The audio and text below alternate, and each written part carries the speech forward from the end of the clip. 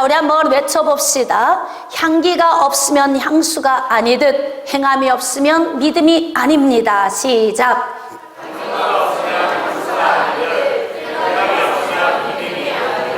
할렐루야.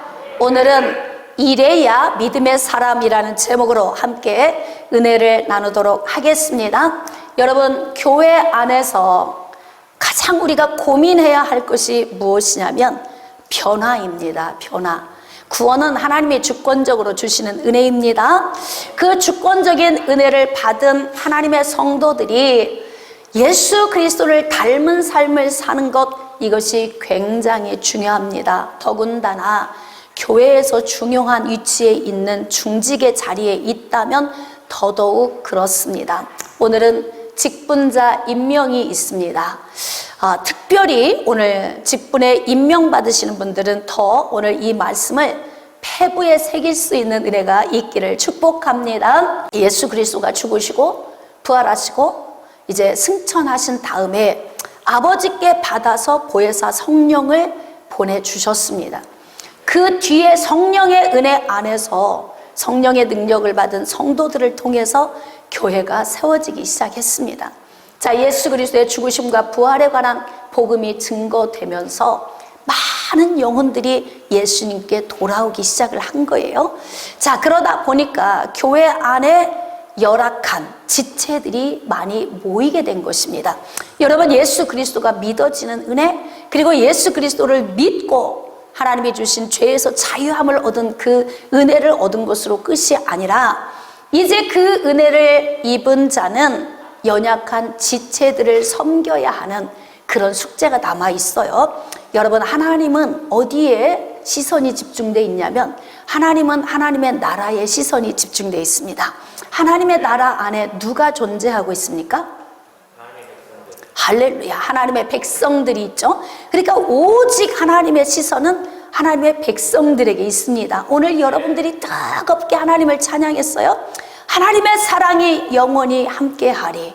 네? 십자가의 길을 걷는 자에게 순결한 신부가 되기를 원하는 하나님의 백성들 가운데 하나님의 시선이 함께하고 계십니다. 그렇게 하나님은 예수 그리스도의 터 위에 세워진 교회 안에 있는 하나님의 백성들에게 온통 시선이 집중되어 있는데 그 집중되어진 시선 가운데에서 하나님 마음에 안타까움이 있으신 거예요. 왜냐하면 초대교회에 이방인의 사도로 복음을 전했던 바울의 그 신학이 무엇이냐면 오직 의인은 믿음으로 말미암아 살리라 함과 같으니라. 이 말씀 안에는 이 믿음의 역사, 즉 믿음의 헌신, 그 다음에 사랑의 수고, 이게 다 포함된 거예요. 바울이 전한 이 믿음의 복음은 그 안에 행함이 포함이 되어 있는데 워낙 믿음으로 말미암아 살리라 했기 때문에 이 믿음과 행함이 연결이 잘 안 되었던 것 같습니다. 그러니까 야고보 사도가 초대교회 시절에 사역하면서 하나님의 말씀을 묵상하고 고민하던 가운데 성령이 그를 사로잡아 말씀을 주신 말씀이 바로 이제 야고보서 말씀이에요. 야고보서 말씀 가운데에서도 가장 특징적인 말씀이 무엇이냐면 믿음과 행함과의 관계성을 선포한 말씀이에요. 야고보가 성도들이 교회 안에 많이 오지만 하나님의 말씀을 듣고 구원받은 하나님의 백성들에게 변화되지 않는 삶이 가장 안타까운 거예요. 자녀들이 자라면 자란 만큼 성숙해지고 자란 만큼 행동과 말이 달라지는 거잖아요. 근데 달라지지 않고 변화가 안 되면 부모의 근심거리 아니겠습니까? 자, 그런데 야고보의 고민이 무엇이냐면 오직 의인은 믿음으로 말미암아 살리라 함과 같으니라. 이 말씀이 선포되어 세워진 교회 가운데 변화가 오지 않는 부분에 대해서 고민을 했는데 이제 하나님의 성령이 그에게 말씀을 주세요. 그래서 성도들에게 알아듣도록 12지파, 즉 12지파는 무엇을 의미하냐면 예수 그리스도 안에서 구원받은 모든 성도를 의미합니다. 그러니까 야고보가 쓴 대상이 누구냐면 모든 성도들에게 이 말씀을 주시는 거예요. 자, 이제 성령의 감동에 의해서 야고보가 어떤 편지를 썼을까요? 자, 14절. 내 형제들아, 만일 사람이 믿음이 있노라 하고 행함이 없으면 무슨 유익이 있으리요? 그 믿음이 능히 자기를 구원하겠느냐? 아니, 믿음으로 구원받는데 왜 믿음이 구원을 못한다고 기록하고 있어요? 믿음이 가짜 믿음도 있다는 거예요. 진짜 믿음과 가짜 믿음. 자, 모조품과 진품 어떻게 구별을 할 수 있을까요? 우린 잘 구별을 못해요. 전문가가 보고서 이제 모조품과 진품을 잘 구분해내는데 믿음도 진품과 모조품이 있다. 그런데 지금 야고보가 이야기하는 것은 자기를 능히 구원하지 못하는 모조품 믿음이 있다는 거예요. 거짓 믿음, 위선적인 믿음, 바로 행함이 없는 믿음은 모조품이다. 거짓된 것이라는 거예요. 그러니까 우리 믿음을 오늘 우리가 좀 점검을 해봐야 돼요. 오늘 중직자들을 세우는 날인데 더군다나 더 중직자들은 더 변화가 많이 와야 합니다. 그리고 누가 보더라도 이제 모조품 믿음은 버려야 하는 거예요. 그런데 지금 당신이 가지고 있는 믿음이 진품입니까? 모조품입니까? 이것을 아는 기준을 어디에 두었냐면 행함에 두었다는 거예요. 저 사람이 말하고 행동하는 걸 보면서 저 사람 모조품이구나, 저 사람 진품이구나, 이걸 안다는 거죠. 야고보는 그걸 이야기하고 있어요. 지금 바울이 믿음 안에 사랑의 수고가 있다, 그 다음에 믿음의 역사가 있다. 이 믿음의 역사는 헌신을 의미하는 거거든요. 그러니까 바울이 쓴 13권의 성경책을 쭉 퍼즐로 맞춰보면 믿음만을 말하는 게 아니에요. 믿음의 사람은 반드시 행함이 따른다는 것을 바울도 이야기를 하는데, 그냥 오직 믿음이 귀에 더 강력하게 들어오게 이제 바울이 계속 복음을 증거한 거예요. 그 부분에 대한 야고보의 이야기는 무엇이냐면, 너희가 진품인지 모조품인지 알기 위해서는 너희 자신들의 행함을 한번 점검하라 그래요. 그러면 이제 행함은 범위가 굉장히 넓잖아요. 어떤 착한 일, 어떤 의로운 일, 어떤 일을 해야 하나님이 기뻐하시나? 내가 진짜 믿음의 사람인가? 그 범위를 야고보는 2개로 오늘 정리를 우리에게 해주고 있습니다. 행함이 없는 믿음은 자기를 능히 구원하지 못한다, 이렇게 말하고 있으니까 행함이 없는 믿음은 모조품 믿음이다. 우리가 이렇게 이해를 하면 좋겠습니다.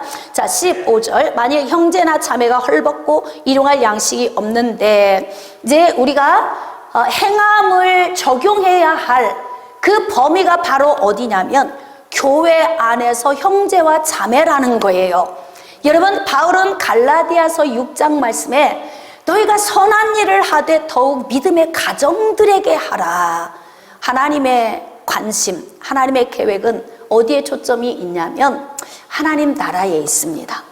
가장 먼저는 내실이 있어야 돼, 내실. 그러니까 하나님 나라가 먼저 견고하고 그 다음 밖에 나가서 빛을 발해야 하는데, 하나님 나라의 견고성을 무시하고 계속 밖으로만 나가서 복음을 전하면 복음을 듣고 온 사람들을 안에서 관리하지 못해서 이게 오히려 더 무너지는 문제가 발생한다는 거예요. 그러니까 교회의 내실은 무엇이냐면 교회 안에서 서로 교우들끼리 사랑의 교제, 사랑의 수고, 그 다음에 믿음의 역사가 나타나야 한다는 것입니다. 그러니까 그 범위를 믿지 않는 밖에 있는 사람들에게 나가기에 앞서 먼저 우리가 선행을 해야 되는 영역이 바로 어디냐면 형제와 자매, 구원받은 자들 안에서 있어야 한다는 거예요. 그런데 지금 여기에 보니까 일용할 양식이 없는데, 초대교회의 상황을 보면 그때에는 하루 한 끼를 못 먹어서 겨우 그냥 한 끼로 연명하고 사는 사람들도 있었을 거예요. 그 시대에는 먹을 것을 제대로 먹지 못해서 곤핍한 자들이 많이 있었다는 거죠. 그래서 그들이 교회에 복음을 듣고 들어왔는데, 우리가 밖으로 나가기 전에 먼저 해야 할 일이 뭐냐면 교회에 들어온 사람들의 형편과 상황을 알고 그들의 가난을 먼저 점검해야 한다. 가난을 두 가지로 나눌 수가 있습니다.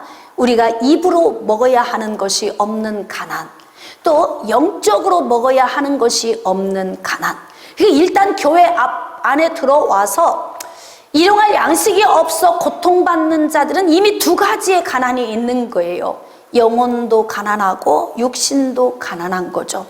교회가 가장 초점을 두어야 하는 것이 바로 무엇이냐면 교회 안에 있는 가난한 자들을 섬기는 것입니다.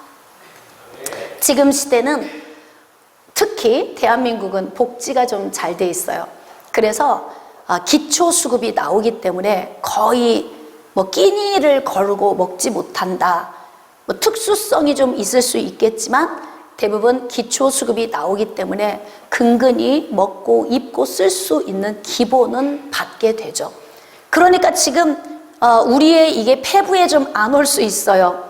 교회 안에 굶는 사람이 어디 있다고. 지금 우리가 돌아볼 때 그렇죠. 거의 다 밥은 다 먹고 사니까 이 말씀을 지금 현 우리의 시대에 적용을 한다면 인생의 힘겨운 문제를 안고 온 교우들, 심령이 곤고해서 마음이 가난한 상태에서 온 믿음의 교우들, 이런 교우들을 돌아보면서 우리가 사랑으로 보듬어 안아야 함을 지금 우리에게 말씀하고 있어요. 이렇게 일용할 양식이 없는데 너희 중에 누구든지 그에게 이르되 평안히 가라, 덥게 하라, 배부르게 하라 하며 그 몸에 쓸 것을 주지 않으면 무슨 유익이 있겠느냐. 그러니까 말로만 위하는 척하지 말아라. 지금 초대교회 문제는 뭐가 문제인 거예요? 말로만 위하는 것이 문제인 거예요. 특히 고린도 교회처럼 성령의 충만해서 각종 은사가 엄청나게 임했던 고린도 교회처럼 이런 교회에서 만약에 지금 일용할 양식이 없는 형제를 향해서 가서 집에 가서 좀 따뜻하게 한 끼 드세요. 따뜻한 방에서 주무세요. 걱정하지 마시고 제가 중보기도 할게요. 이런 거 있잖아요. 왜? 순간을 모면하기 아주 쉬운 얘기예요. 지금 너무 힘든 상황인데 한 끼 식사도 할 수 없는 상황인데 집에 빨리 돌아가 계시면 제가 집에 돌아가서 열심히 중보기도 하겠습니다. 생각날 때마다 기도하겠습니다. 이렇게 말하는 성도들의 모습을 야고보가 보면서 이 모습 속에서 너무 큰 아픔을 겪고 있는 거예요. 어쩜 한 끼 식사를 대접하지 못할 망정 기도하겠다? 위선적이고 가식적인 그 신앙의 모습을 보면서 왜 예수 그리스도를 믿는 믿음 안에 행함이 있는데 저들은 왜 행함을 적용하지 않는가? 이것이 교회의 딜레마였다는 거예요. 지도자들 입장에서 볼 때에 여러분 연약한 지체들을 섬기지 않으면 교회는 든든히 세워져 가지 않습니다. 사람은 많은데 북적북적한데 전부 다 갈갈이 찢어진 마음이고 다 각자의 마음이에요. 하나가 되지 않아요. 그러면 여러분 하나님의 나라에 큰 일을 해야 할 때는 이게 연합이 되지 않아서 주의 일을 할 수가 없어요. 그러니까 가장 하나님이 우리에게 요구하시는 믿음의 본을 보이기 위해서는 우리가 먼저 교회 안에 연합하는 훈련을 하라. 지금 이걸 요구하고 있습니다. 마음이 하나가 되는 것. 그러니까 여러분들이 가난한가 부자인가, 또 못 배웠는가 잘 배웠는가, 지위가 있는가 없는가, 이렇게 교회 안에서는 그런 것을 보지 말고 교우들 안에 있는 가난한 영역을 보라는 거예요.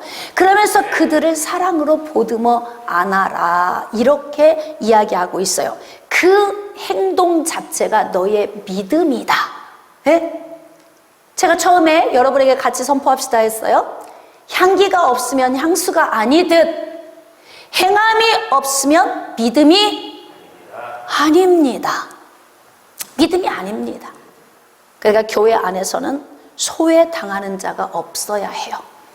여러분 항상 친한 사람하고만 밥을 먹거나 친한 사람하고만 차를 마시는 것이 아니라 우리가 주변을 돌아볼 때 혼자 있는 사람, 외롭고 쓸쓸한 사람 옆에 가서 함께 나눌 수 있는 마음, 이것이 배려의 마음 아닙니까? 바로 희생입니다. 희생. 근데 여러분, 예수님이 우리를 향해 베푸신 그 희생과 지금 우리에게 요구를 하시는 희생은 천지 차이죠. 예수님은 목숨을 주셨습니다. 예수님은 자신을 내어주셨습니다. 그런데 지금 우리에게 요구하시는 것은 헐벗고 굶주린 자들의 한 끼의 식사를 제공해 주는 그 행함을 요구하는데 쉽습니까? 어렵습니까? 어려운가 봐. 대답을 안 하시는 거 보니까 몇 분, 한 서너 분밖에 대답을 안 하시네요. 예수님은 자신을 내어주셨는데 우리에게, 얘들아, 그런 사랑을 입은 너희들이 믿음 있다고만 말하지 말고 너희가 믿음 있다고 말하기 전에 행함으로 믿음을 좀 보여줘. 그러니까 연약한 지체들을 좀 품고 사랑으로 좀 하나가 되도록 잘 좀 해봐. 지금 이렇게 말씀하시는 거잖아요. 여러분, 다른 사람을 윤택하게 하기 위해서는 자기 희생이 필요해요. 대부분 사회에서도 좋은 일 많이 하는 사람이 부자이고 잘 사는 사람 많지 않아요. 그렇죠? 진짜 가난한 사람, 평생 식당을 내서 먹지도 입지도 쓰지도 못하고 모아둔 돈을 기부하는 사람, 뭐 택시 운전을 해서 벌어서 기부하는 사람, 다 보면은 할 수 없을 것 같은 위치에 있는 사람들이 사회에 기부하기도 하죠. 그러니까 교회 안에서도 자기 희생이 없는 사람은 남을 위해 살 수가 없는 거예요. 여러분, 다른 사람을 섬김에 있어 자기가 배부르면서 남의 배를 채울 수 없어요. 다른 사람의 배를 채울 때는 어떻게 해요? 내가 허리띠를 졸라 매야 하는 거예요. 희생이죠. 네?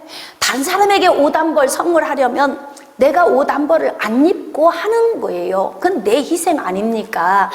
다른 사람에게 내가 무언가 공급하기 위해서는 내가 필요하지만 내가 절제를 하고 내가 희생을 하면서 다른 사람을 섬기는 거예요. 그러니까 예수 그리스도 아래 사는 사람들의 행함의 본질은 무엇이냐면 희생정신입니다. 희생정신. 교회 안에서 아무도 안 하는, 정말 하기 싫어하는 굳은 일을 누가 보든지 말든지 하나님의 시선을 의식하면서 희생할 수 있는 사람, 그 희생을 우리에게 요구하고 계시는 거예요. 제가 아까도 질문했지만 예수님의 희생과 우리에게 요구하는 희생은 천지 차이다. 이 정도도 너희들 못하는 거니? 예수님이 이런 말씀 하실 수 있어요. 그런데 덥게 하라, 배부르게 하라, 그리고 쓸 것도 주지 않고 그냥 기도할게, 이 정도로 끝내는 것, 그것은 죽은 믿음이다.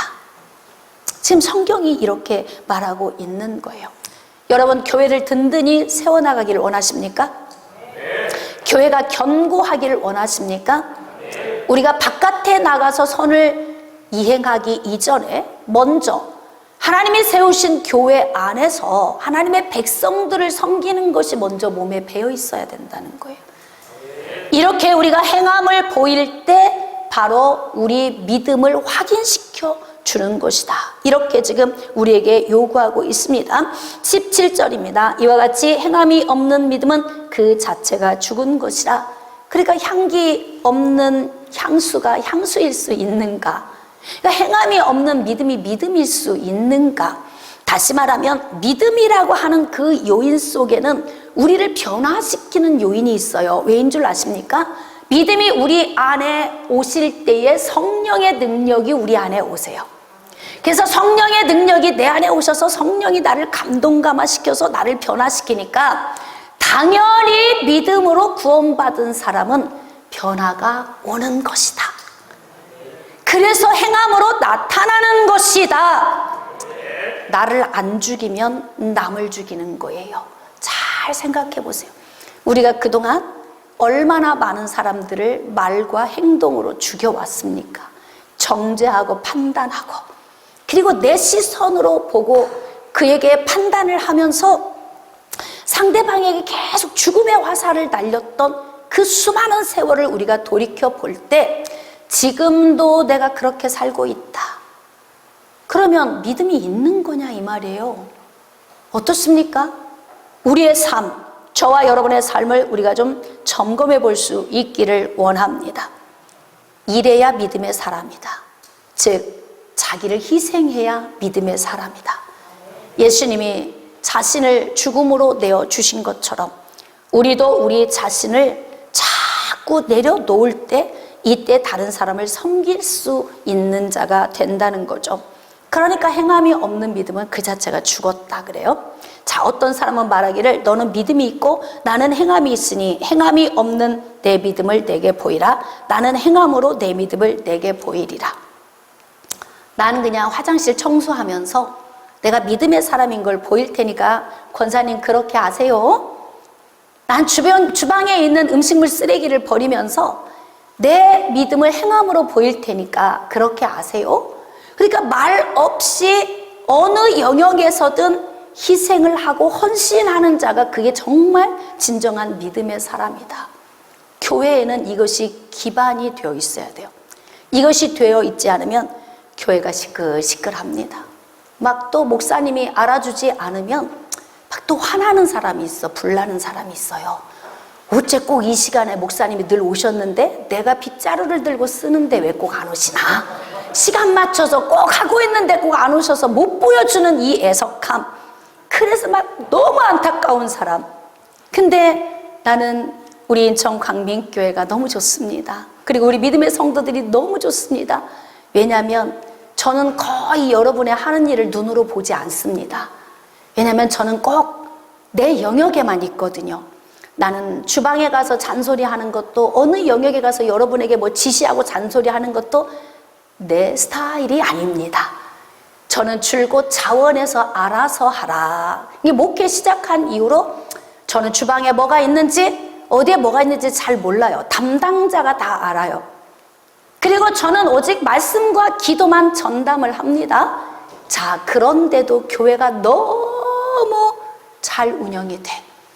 모든 영역에서 주어진 처소에서 여러분들이 너무 잘하고 있어요.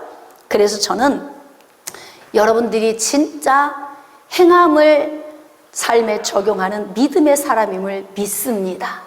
그러나 이제 우리의 삶을 조금 더 포괄적으로 보면서 내가 삶 속에서 행하는 이 행함도 행함이지만 야고보는 오늘 두 가지로 우리에게 제시를 하고 있어요. 자, 20절 말씀. 아하, 허탄한 사람아, 행함이 없는 믿음이 헛것인 줄을 알고자 하느냐. 그러니까 행함이 없는 믿음은 헛것이다. 없는 것이다. 그런 거죠. 그러니까 위선과 가식을 행하는 것이다. 이런 거예요. 자, 21절. 우리 조상 아브라함이 그 아들 이삭을 제단에 바칠 때에 행함으로 의롭다 하심을 받은 것이 아니냐. 자, 21절 한 절만 가지고 해석을 하면 굉장히 위험해집니다. 어떻게 되냐면 행함으로 이루어지는 거야. 선을 행하면 착한 일을 하면 좋은 일을 많이 하면 구원을 받는 거야. 그래서 대부분의 그런 사상을 가지고 설교를 하면 어떻게 되냐면 여러분이 어떻게 하면 구원을 받습니다라고 하는, 여러분이 그렇게 해서 구원을 받을 수 있겠습니까? 라고 하는 말이 나오게 되는 거예요. 이건 바로 행위 구원입니다. 그런데 지금 야고보가 말하는 것은 행위 구원을 말하는 게 아니에요. 즉 다시 말하면 아브라함이 이삭을 제단에 바칠 수 있었던 이 행함이 어디서 출발했느냐, 그걸 말하고 싶은 거예요. 그러니까 야고보는 성경에 기록된 말씀 가운데에서 지금 현재 12지파에게 누구를 예로 들면 가장 적합할 것인가, 이것을 고민하다가 아브라함 이야기를 꺼낸 거예요.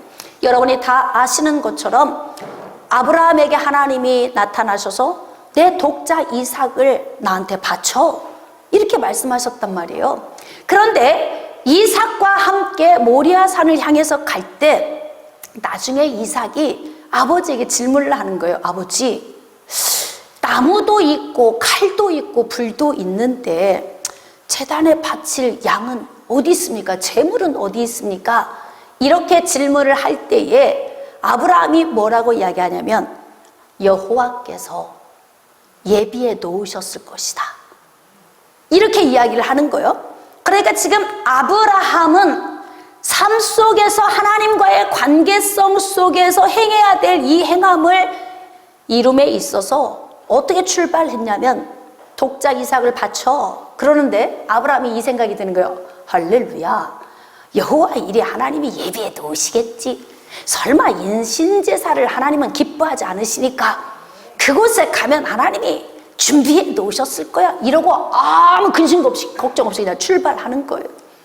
그러면서 단을 쌓고 그 위에 장작을 펴고 그리고 이삭을 꽁꽁 묶고 그 위에 이삭을 올려놓는 거예요. 그러니까 지금 아브라함과 이삭 두 사람은 마음속에서 어떤 믿음을 가지고 있냐면 그들의 이 행함 속에서 하나님을 향한 이 신실한 믿음이 있어요. 아버지가 칼을 들을 때 재물을 준비해 주시려나? 아니면 내려올 때 주시려나? 하나님이 언제 재물을 준비해 놓으시려나? 이 기대감이 있는 거예요. 그러니까 아버지보다 더 힘이 셌을 아들이 피하지를 않고 재물로 그냥 제단 위에 누워 있는 거예요. 대단하지 않아요, 여러분? 그러니까 우리가 인생의 삶 속에서 교우들과의 이 행함의 문제를 넘어선 하나님과 나와의 관계성 속에서 하나님이 내게 주신 말씀을 내가 이행함에 있어서 이행하는 행동은 어디서 출발하냐면 하나님이 준비하셔. 내가 주를 위하여 헌신하면 하나님이 건강 주셔. 그게 출발점에서 그것이 먼저 있었다는 거예요. 그러니까 하나님 앞에 헌신하는 것, 주님 앞에 내 몸을 드리는 것 자체가 누가 보든지 안 보든지 별 상관없어요. 왜? 세월이 지나면 압니다. 아하, 내가 주를 위하여 살았더니 하나님이 나에게 이러한 은혜를 주셨구나. 이것을 깨닫게 되는 날이 오죠. 그러니까 그것을 깨달으니까 행함이 나오고 그것을 알고 출발할 수 있는 믿음의 사람이 되는 것입니다. 지금 아브라함과 이삭은 언제 하나님이 여호와 일에 하시려나, 언제 준비해 놓으시려나 이 믿음을 가지고 가는 거예요. 그런데 너무 놀랍게도 아브라함이 칼을 들고 이삭을 제물로 바치려고 할 때 갑자기 하늘로부터 급한 소리가 임하시는 거예요.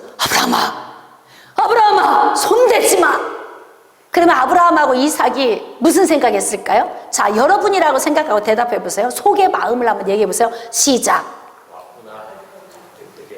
왔구나, 올게 왔구나, 때가 왔구나, 시간이 됐구나. 또 여긴 또 뭐라고 하셨어요? 하여튼 그럼 그렇지. 우리 하나님은 그러신 분이셔. 하나님은 한 번도 우리를 실망시키지 않는 분이셔.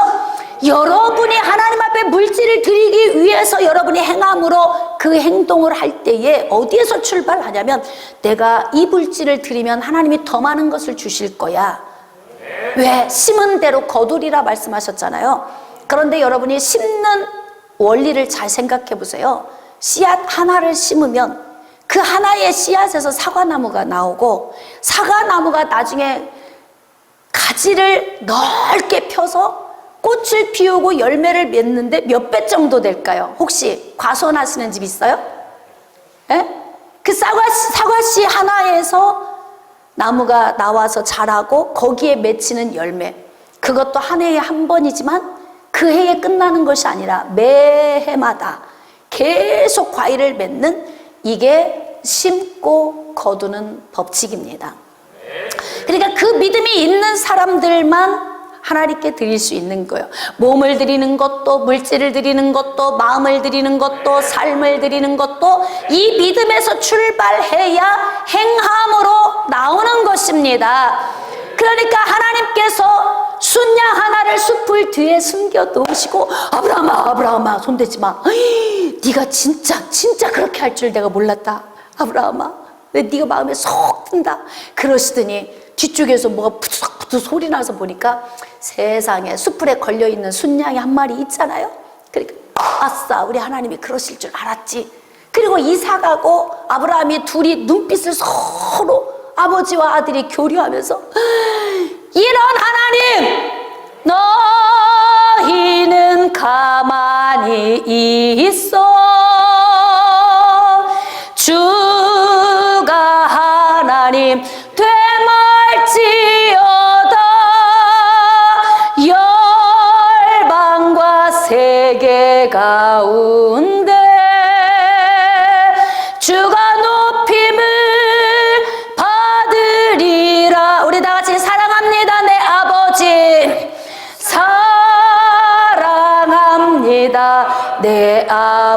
우리 찬양합니다. 내 온 맘 다하여 찬양합니다. 내 온 맘 다하여 선포합니다. 예수 그리스도 주님 오심을 기다리며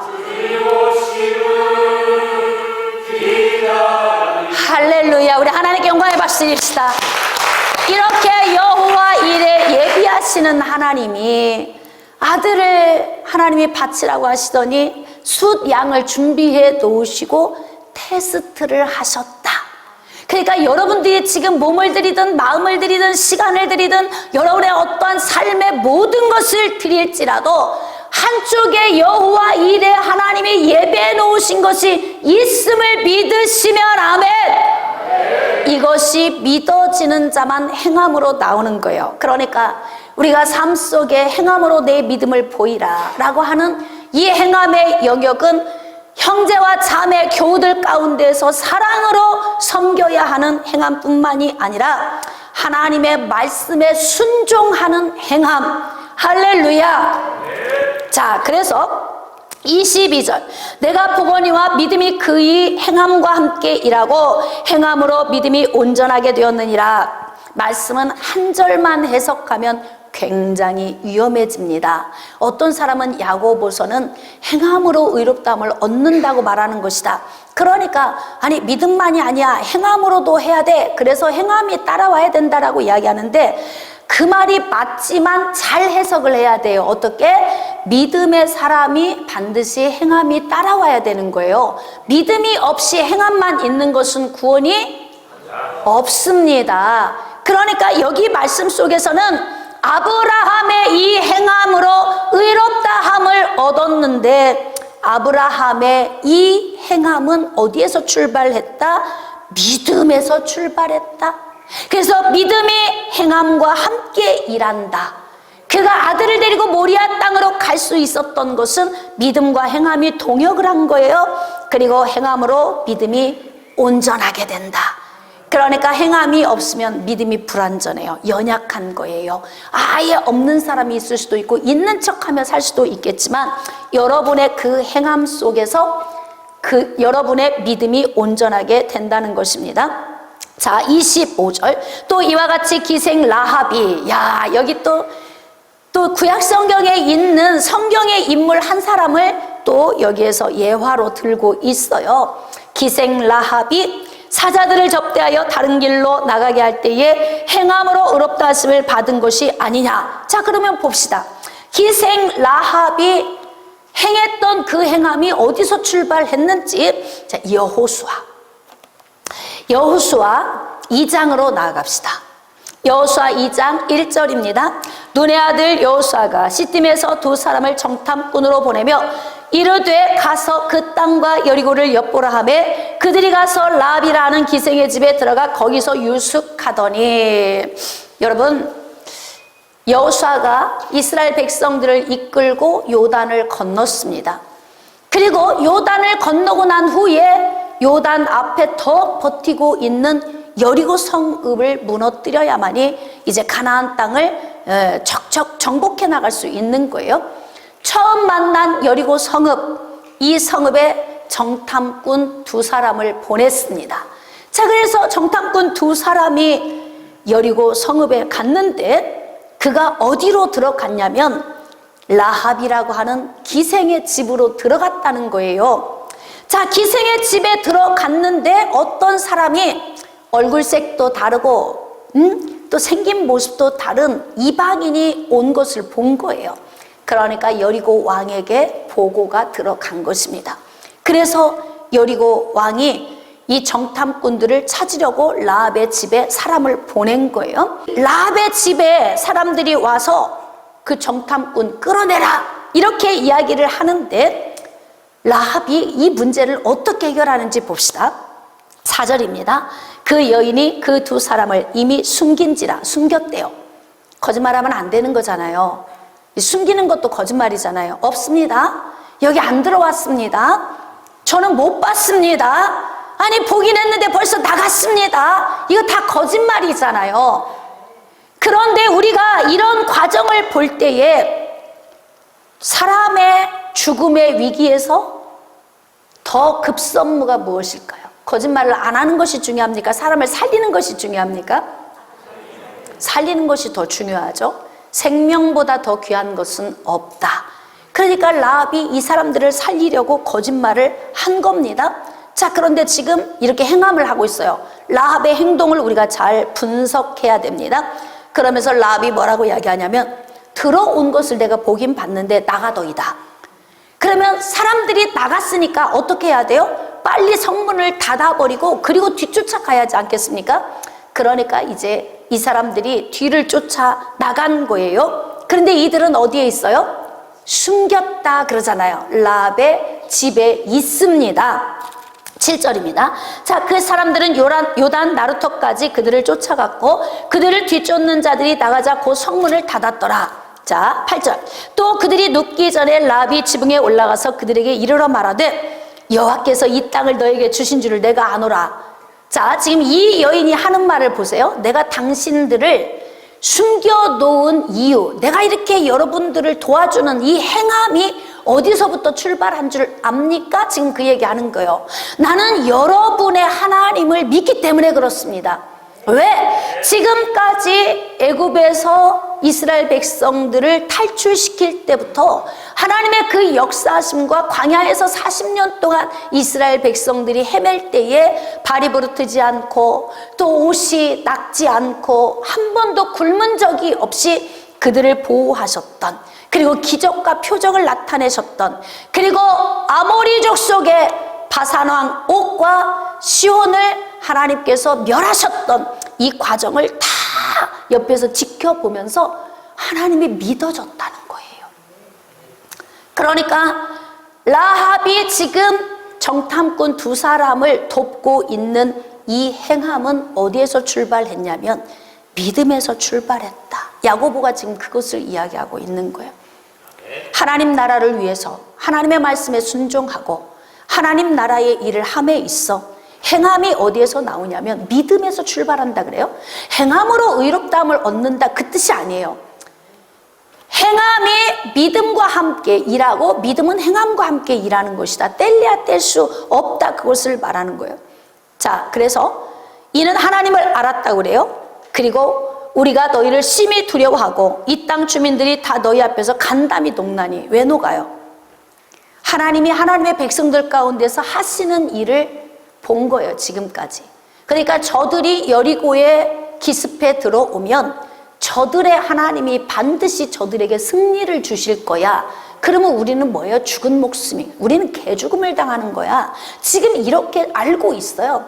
그러니까 모든 하나님에 대한 지식을 알고 하나님을 향한 믿음을 소유했기 때문에 이 정탐꾼들을 숨길 수 있다. 하나님 나라를 위해서 일하는 자가 될 수 있다는 거 아닙니까? 그래서 믿음은 행함과 함께 일을 하는 것이다. 절대 행함 홀로 일할 수 없다. 만약에 행함 홀로 일한다면 그는 믿음이 없이 그냥 행함 자체로 세상에서 말하는 착하고 선하고 좋은 일. 여러분, 이 사람은 본능적으로 영혼이 있어서 죽으면 어딘가 저 세상으로 간다는 이 본능이 그 지식을 가지고 있어요. 대개 예수를 믿지 않고 죽은 사람들 장례식장에, 특히 뭐 유명한 연예인들이나 아니면 세상에서 떠들썩하게 할 만큼 유명 인사가 세상을 떠났을 때 사람들이 되게 뭐 인터뷰를 몇 명 하잖아요. 이제 유명한 사람들. 그러면 그분들 하는 얘기가 아우 정말 좋은 일 많이 하다 가셨으니까 좋은 데 갔으면 좋겠어요. 이렇게 이야기하는 사람 많아요. 자, 우리 어렸을 때 상여가 나갈 때 노잣돈 뭐 이런 거 있죠. 노잣돈 앞에서 놓고 또 막 죽어 있는 사람 뭐 입에 돈을 또 넣어주죠. 입관하기 전에. 지금은 그런 절차들이 많이 없어졌어요. 근데 사람 안에는 어떤 본능적인 생각이 있냐면 사람이 죽으면 여기서가 끝이 아니다. 이걸 알고 있어요. 하나님이 우리를 창조하실 때 그 시스템을 넣어주셨어요. 왜? 사람은 영원을 사모하도록 창조하셨기 때문에 그래요. 그러니까 사람들 안에서는 어떤 마음이 있냐면 좋은 일 하다가 좋은 곳으로 갔으면 좋겠다. 그런 거. 또 예를 들면 이 땅에서는 너무 고생했고 너무 힘들었지만 저 세상에 가서는 편히 쉬었으면 좋겠어요. 이렇게 말하는 얘기 많이 들으셨죠? 여러분들도. 응? 좋은 일을 아무리 많이 해도 죄인이 행한 선은 죄다. 이걸 여러분이 아셔야 돼요. 난 오늘 하루 종일 집에 있었고 뭐 나쁜 일 하지 않았어. 근데 뭘 회개하라는 거야? 어떤 분이 이런 질문을 하셨어요. 목사님, 저는 밖에 나가지 않고 오늘 하루 뭐 특별한 일을 하지 않았는데 남편하고 대화를 나누면서 남편이 자꾸 회개를 하라고 한다는 거예요. 근데 내가 뭘 회개를 해야지? 그래서 제가 이런 이야기를 했어요. 우리가 호흡하는 자체가 늘 회개를 해야 하는 것이다. 왜냐하면 죄의 본성이 우리 안에 있어서 죄된 삶을 우리가 사는 거예요. 그냥 우리 존재 자체가 죄예요. 살고 있는 것 자체가. 그러니까 우리는 예수 그리스도를 힘입지 않으면 하나님 나라에 갈 수가 없어요. 그러니까 믿음이 없는 행함, 그 선은 아무 의미가 없는 거예요. 지금 야고보가 말하고자 하는 것은 믿음과 함께 일하는 행함을 말하는 거예요. 교회 안에서도 엄청 열심히 하고 행함이 남다른 사람이 있는데 믿음이 없는 남다른 행함은 의미 없는 것입니다. 야고보가 말하는 것은 행함만을 강조하기 위한 것이 아니고 믿음과 행함의 밸런스, 균형을 맞춰서 같이 가라, 그렇게 말하고 있는 거예요. 그러니까 지금 라합을 예화로 들면서 라합이 정탐꾼을 도와줬던 이유가 뭐냐? 그들을 숨겼던 이유가 뭐냐? 그는 그들을 숨길 수밖에 없는 믿음이 그 안에 있었다. 지금 그 이야기를 하고 있는 거예요. 그래서 지금 라합이 정탐꾼에게 하는 말을 들어보면서 이방인인데? 그런데도 라합이 구원받은 자였구나. 하나님은 하나님 나라의 일을 위해서 이방인 가운데도 미리 구원해 놓으시고 하나님 나라의 일을 진행함에 있어서 통로로 쓰십니다. 할렐루야. 그러니까 라합은 행함이 먼저였다? 믿음이 먼저였다? 믿음이 먼저였다. 아브라함이 지금 아들을 제난에 바침으로 인하여서 그의 행함이 하나님께 발견되었는데 아브라함의 행함이 먼저였다? 믿음이 먼저였다? 믿음이 먼저였다고 말하는 거예요. 그러니까 행함으로 의롭다함을 얻는 것은 맞지 않습니다. 행위 구원을 주장해서는 안 돼요. 여러분이 그래서 이 부분을 잘 숙지하셔야 합니다. 벌써 이렇게 여리고 성읍의 사람들이 간담이 녹았다, 그렇게 기록하고 있어요. 이는 너희가 애굽에서 나올 때에 여호와께서 너희 앞에서 홍해물을 마르게 하신 일과 너희가 요단 저쪽에 있는 아모리 사람의 두 왕 시온과 옥에게 행한 일, 곧 그들을 전멸시킨 일을 우리가 들었습니다. 그러니까 하나님이 어떤 분인가를 알면서 믿음이 생기는 거예요. 하나님은 예수 그리스도를 이 땅에 보내주셨고 그분을 죽음에 내어주시면서 우리와 바꾸신 거예요. 그러니까 우리는 예수 그리스도를 힘입어 늘 죄 가운데에서 회개하고 거룩한 자리로 나아가면서 그 은혜를 힘입어 구원의 자리로 나아가는 것입니다. 그러니까 하나님이 어떤 분인지를 알면 알수록 행함이 나올 수밖에 없어요. 이렇게 하나님이 나에게 은혜를 주셨어.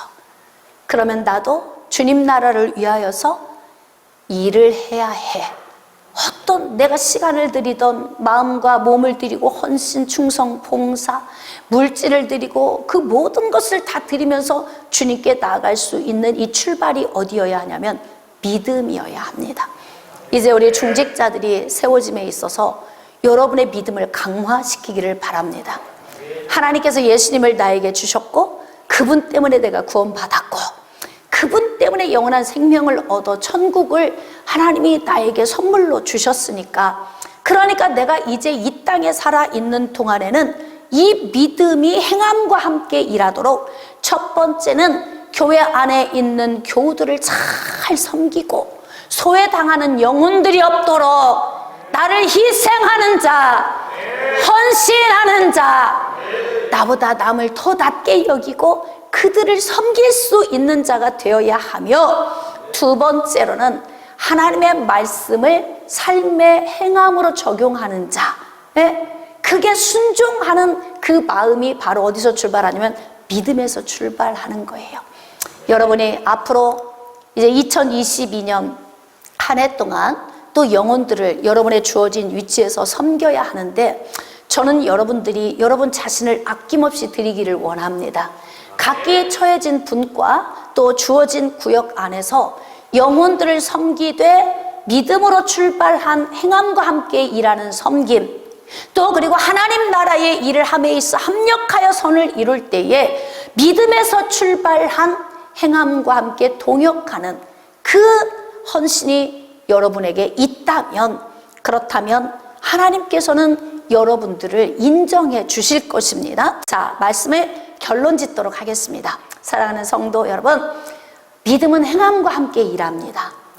그리고 행함으로 말미암아 믿음을 더 완전하게 만드는 것입니다. 그래서 행위 구원을 주장하는 것은 잘못된 것이고요, 믿음으로 구원받았으니까 다 됐어도 아닌 거예요.